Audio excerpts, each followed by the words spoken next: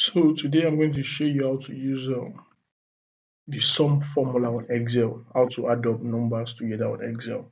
It's very simple and very easy. So I have some numbers together that I'm going to like add up so that you can see for yourself. So take for example, I want to add up on this 25,800 plus 56,280. So what you just have to equals to sum SUM into bracket.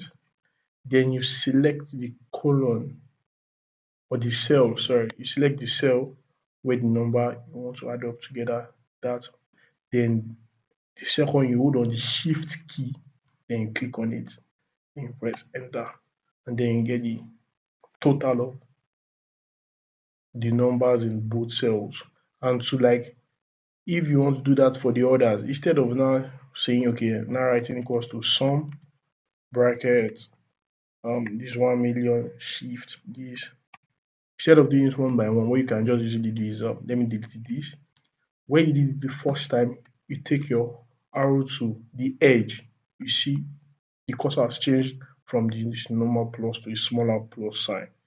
Then you left click and hold on it, then you drag down, and then it can do further. So it's very easy, very simple to do. Thank you very much.